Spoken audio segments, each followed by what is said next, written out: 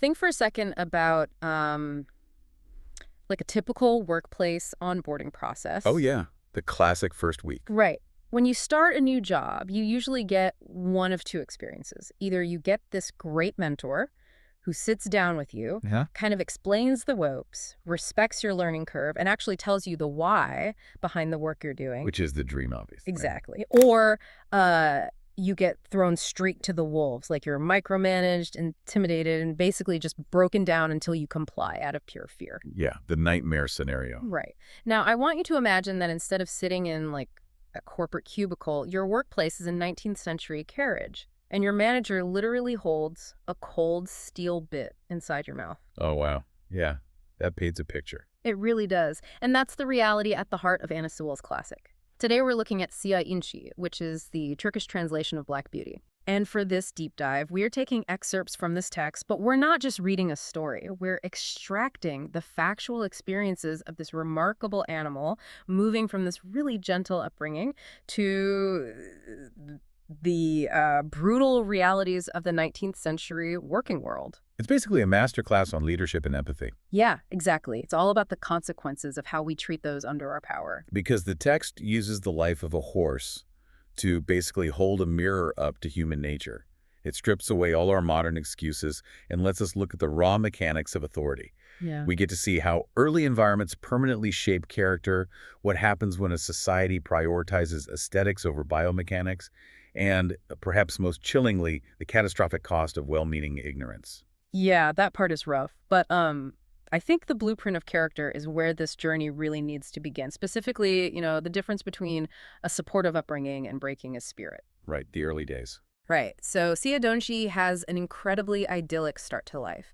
His mother, Duches, instills these core values super early on. She tells him, do your work with a good will, lift your feet well, and never bite or kick even in play. Which is such solid baseline advice, honestly. Totally. And his first master reinforces this whole approach. When it's time for him to be trained, or turbai adilishim, as it's called in the text, it's done with immense patience. I mean, he has to learn to accept these completely bizarre human contraptions. Oh, yeah, the saddle, the heavy shoes. Right, and that terrifying cold steel bit in his mouth. But notice the methodology the master uses there. He relies on oaths, soft words, and just gradual exposure. It's essentially a masterclass in building psychological safety for a prey animal. I mean, if a horse feels cornered, its biological instinct is to flee or fight. Right, that's hardwired. Exactly. But the master circumvents that entirely. He even puts Siaanche in a pasture right next to a railway line. Oh, this part is fascinating. He puts him in a field with sheep and cows, completely exposed to these shrieking, smoking trains going by. Yep. And at first, obviously, Siaanche is absolutely terrified. He runs to the far end of the field. But then he looks over and sees the cows just chewing their cud. They could not care less. Exactly. They're just completely ignoring the locomotive. And so slowly, he realizes the train actually won't hurt him. Just a perfect 19th century example of exposure therapy. Yeah. Prey animals have highly reactive amygdalas. Their nervous systems are basically wired to perceive any sudden loud noise as a predator trying to kill them. Which makes sense for survival. Right. But by giving Siaanche a safe distance and, calm companions to observe, the master allows the horse's nervous system to regulate itself. Right. The loud noise gets decoupled from the threat of death. He learns to actually process his environment, which makes him incredibly safe and reliable later in life. And you have to contrast that with the text's foil character, Zensville or Gingers. Yeah, her upbringing is just a complete study in trauma. She was trained entirely by force. She recounts this man named Samson who violently restrained her. Just awful. Yeah, he exhausted her with a long rein until she was ready to drop. And then when she made a mistake, just out of pure confusion with a new bit, he spurred and whipped her until she physically fought back. Because her entire early life taught her that humans are apex predators. Exactly. Samson's goal wasn't to teach her anything, it was just to dominate. He wanted a submissive, broken entity. Right. But by using overwhelming physical force, he triggered her innate fight-or-flight response and basically trapped her in a state of chronic stress. Yeah, she never gets to turn that off. Exactly. So Zensville's habit of biting and kicking later on isn't like a personality flaw or a bad attitude. Right. It is a deeply ingrained neurological survival mechanism. She strikes first because her experience has taught her that she is always under attack. It's so sad. And, bringing that back to the workplace analogy we started with, the parallels are just striking. Oh, 100%. Like treating someone with respect, explaining the why, giving them a safe environment to make small mistakes, that builds a highly adaptable, steady team member like Siaanche. But if you break someone through constant surveillance, fear, zero psychological safety, you create this defensive, highly reactive environment. You basically end up creating a Zensful. And the text proves this isn't just some abstract theory about being nice. This approach has literal life or death consequences. Oh, yeah, the bridge scene. Yes. Yeah. Because Siaanche is trusted, his natural instincts are preserved rather than beaten out of him. Later in the text, there's this terrible storm in pitch darkness. Right. Siaanche is being ridden by his master and the groom, John Manley. And they approach a wooden bridge over a flooded river. Right, and Siaanche just stops dead in his tracks. His master whips him, tries to urge him forward, but he absolutely refuses to step onto the wood. Because a prey animal is highly sensitive to ground vibrations. Siaanche could likely feel the structural instability through his hooves. Something completely invisible to the humans. Especially in the dark. And then, moments later, the toll gate keeper runs out with a torch, shouting that the middle of the bridge has been completely washed away. Wow. Yeah. If Siaanche had been broken like Zensful, if his instincts had been replaced by blind, fearful obedience to the whip, he would have stepped onto that bridge, and they all would have drowned. That is wild. And Mr. Gordon recognizes this. He notes that humans have reason, but animals possess instinct that saves lives, provided we haven't trained them to ignore it. Provided we let them use it. Right. And that blind obedience really becomes a central theme when the danger isn't just coming from one bad manager like Samson, but from the entire industry standard. Right, the shift to systemic issues. Yeah, the text pivots from individual malice to systemic cruelty. And the craziest part is, the justification for this systemic torture is literally just fashion. It's a scathing critique of societal norms. Yeah. I mean, it's one thing to have a cruel individual. It's another to have an entire society that normalizes agonizing physical damage just for the sake of looking wealthy or stylish. We see this so clearly when Siaanche is sold to Lord W at Earlshall. This is where we encounter the absolute horror of the Menjin Kreisha, the bearing rein. Ugh, the bearing rein. Yeah. Lady W demands that the horses' heads be strapped unnaturally high, simply because it creates a specific arched neck silhouette that is considered fashionable at the time. And to really understand why this is so devastating, we have to look at the biomechanics of a horse at work. Okay, break that down for us. So a horse uses its head and neck as a pendulum for balance and momentum, especially when they're leaning into a heavy harness to pull a carriage uphill. Right. They naturally drop their heads to engage their back and shoulder muscles, but the bearing rein forces their head up and back, which completely immobilizes their cervical spine. That sounds agonizing. It is. It transfers all the weight of the load directly onto their back and their fragile leg joints. Oh, wow. And it gets worse. It also constricts their trachea, severely restricting their oxygen intake during heavy exertion, all while forcing that steel bit to constantly cut into the corners of their mouths. Oh my God, it's sheer torture masquerading as high society. Exactly. And Siaanche, he just suffers in silent, absolute exhaustion. He describes how it drains all his energy to pull weight without the use of his neck. But Zensful reacts differently. Right. Zensful, true to her trauma response, violently rebels. When the groom York tries to tighten her rein yet another notch just to satisfy the lady, she rears up, she kicks the carriage, and she completely ruins her legs. She is destroyed by the system. Yeah. And the groom knows it's physiologically damaging. Lord W knows it's wrong. But they enforce it anyway because they just refuse to challenge the prevailing fashion. It really highlights our terrifying human tendency to suspend our own empathy and common sense, frankly, just to conform to societal expectations. Oh. And the text gives another heartbreaking example of altering biology for aesthetics. There's this older horse named Sir Oliver. Right, Sir Oliver, he had his tail amputated, like cut off right through the bone when he was young. Yeah, a practice called docking, done strictly for fashion. And it left him utterly defenseless against biting flies for his entire life. Yeah. He literally calls it a lifelong injustice. Which it is. And he points out the sheer hypocrisy of humans by talking about how people mutilate dogs, too. Yeah. Like he mentions clipping the ears and tails of Skye Terrier puppies just to make them look brave or sharp. Because a horse's tail is an evolutionary tool. It's designed to sweep biting insects off their hindquarters, which prevents disease and just the constant maddening stress of being bitten. Right. And Sir Oliver asks this piercing question. Why do humans think they can improve upon millions of years of natural design by inflicting pain? Yeah. Like, why cut off a dog's ear flap, which naturally protects the delicate inner ear canal from dust and debris, just for an intimidating silhouette? Okay, I'm stuck on something here. Sure. Like, we look back at a lot of this gear as cruel, but weren't some of these tools originally invented as a safety feature? Like what? What about blinkers?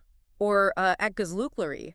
Weren't those actually designed to keep horses from spooking at the sight of the carriage wheels behind them? Like, that seems highly practical on paper. So that is the exact justification used by the humans in the text. But the horses themselves systematically dismantle that logic. Really? How so? Sir Oliver and another horse, Adelaide, explain that blinkers actually manufacture the fear they're supposed to prevent. Wait, so we create the physical limitation and then punish the animal for the biological consequence of that limitation? Precisely. You have to remember, horses are prey animals. Their eyes are located on the sides of their heads. Right.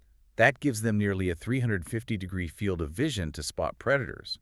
When you put blinkers on them, you force them into an unnatural tunnel vision. Oh, I see. They can only see half shapes or sudden flashes of movement in their periphery, and that triggers an immediate panic response. Because they don't know what it is. Exactly.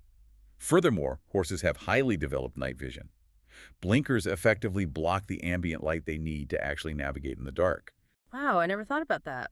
Yeah. Sir Oliver actually recounts a specific accident where a carriage was driven straight into a pond at night.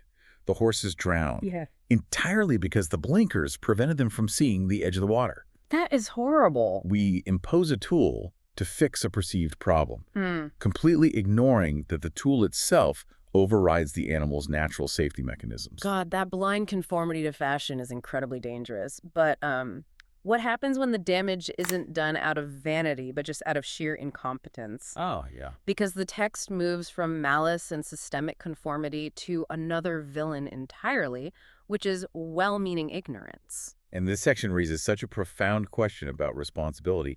Does intent matter if the biological outcome is catastrophic? Right. And the scene that captures this perfectly is Siaanche's midnight ride. Such an intense chapter. Yeah, so Mrs. Gordon falls critically ill, Siaanche is saddled up, and John Manley rides him 13 miles at an absolute breakneck, galloping speed to fetch Dr. White. And Siaanche runs until he is steaming, exhausted, his legs are shaken. I mean, he saves Mrs. Gordon's life. But when he gets back to the stable, he is left in the care of young Joe Green. And Joe is a good kid. You know, he's enthusiastic, he loves the horses, and he desperately wants to do a good job. Right. But he is 14 years old, and he fundamentally lacks experience. Yeah, so Joe sees a hot, thirsty horse and gives him a bucket of freezing cold water to drink, and then he leaves him without a warm blanket. Oh, no. As a result, Siaanche nearly dies from severe lung inflammation. He is in absolute agony. And the physiology of what happens here is severe. Siaanche is a massive mammal whose body temperature has just skyrocketed from extreme exertion. Right, he was running for his life. Right. So his blood vessels are dilated to release heat. Introducing freezing water into his system while he is standing still causes rapid, massive vasoconstriction. Meaning his blood vessels just clamp down. Exactly. His core temperature plummets, throwing him into systemic shock. That causes blood to pool in his lungs, which leads to acute pneumonia. And when another worker tries to defend Joe by saying, like, oh, he didn't mean any harm, it was just ignorance, John Manley is furious. Rightfully so. He says, ignorance is the worst thing in the world next to wickedness. And if you think about modern systemic failures, where sheer incompetence causes tragedy like, John compares it to a woman in the text who gave her baby the wrong medicine, or a boy who playfully scared his sibling into a permanent state of shock. The intentions are completely irrelevant to the victim. Exactly. The outcome is still ruin. Because ignorance in a position of responsibility is functionally indistinguishable from malice. The physical toll on the body is exactly the same. Yeah. And we see this devastating cost play out in Siaanche's downward spiral later in life. Oh, man, yeah. He ends up being ridden by a man named Reuben Smith. Now, Reuben is usually a highly skilled manager. He knows horses. He does. Yeah. But he has a fatal flaw. He goes on massive drunken benders. And during one of these benders, Reuben ignores a loose iron horseshoe on Siaanche. A huge mistake. Huge. He then rides him at a furious gallop over freshly laid, sharp, broken stones in the dark. It's hard to even listen to. The biomechanics of a galloping horse are incredibly delicate. You have over 1,000 pounds of force coming down on a single hoof. Wow. Yeah, and the hoof wall, plus the soft triangular structure underneath called the frog, they act as a shock absorber and a blood pump. Okay. The iron shoe is designed to spread that impact load evenly. So galloping without that shoe on jagged stones means the raw hoof absorbs the localized piercing impact. Ouch. Siaanche's hoof physically splits open. He falls hard, his knees are permanently shattered, and Reuben is killed in the fall. Just decades of careful breeding and training are erased in a single night of negligent ignorance. Yeah. And this tragic injury forces Siaanche down the social ladder. He eventually becomes a rental horse, a job horse in the town of Bath. The lowest point. Yeah. And here he encounters the ultimate ignorant riders, which the text calls the locomotive-style drivers. Right, these are city dwellers whose primary experience with transportation is the railway. Mm-hmm.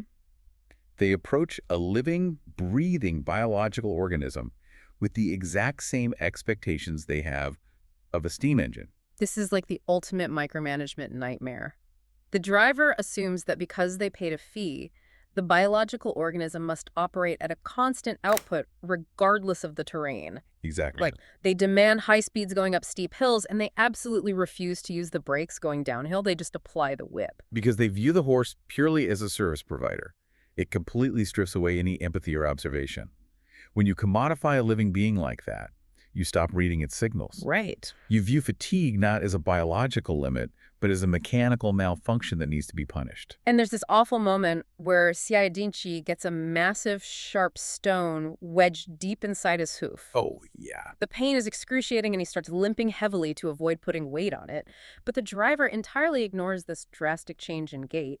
He assumes the horse is just being lazy, and he starts whipping him angrily just to maintain their schedule. Just zero situational awareness. None. A passing farmer on horseback actually has to force them to stop, physically get down, and pry the stone out.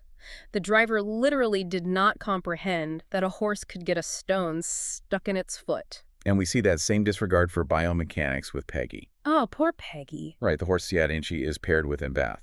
Peggy has a heavy body, but very short legs. Right, and because these locomotive drivers demand this uniform, fast speed, Peggy is forced into an agonizing, unnatural, bouncy gait just to keep up and avoid the constant sting of the whip. Yeah.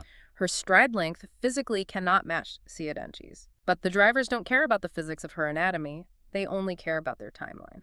And if we pull all these threads together, from the empathetic, psychologically safe pastures of Squire Gordon to the brutal, mechanically minded drivers of Bath, the text is making a profound argument. Which is Empathy, understanding, and adapting to the physiological and psychological realities of those you lead are not moral luxuries. right. They are practical, operational necessities. Without them, you break your tools, you ruin your team, and you ultimately cause the whole system to collapse.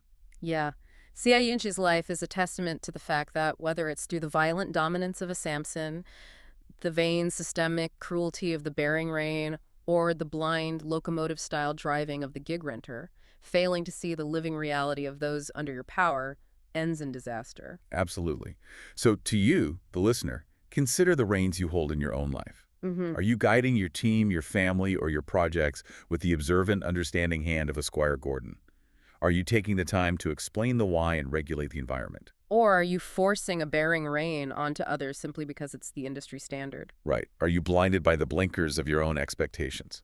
Today, technology and automation have largely replaced the working horse. But has the mindset of the locomotive driver truly vanished? That's the real question. Right. Consider how we treat human labor in the modern, hyperproductive world. Think about gig workers or delivery drivers expected to meet impossible algorithmic delivery times. Yep. Or even how we treat our own bodies when we just push through extreme exhaustion to meet a deadline.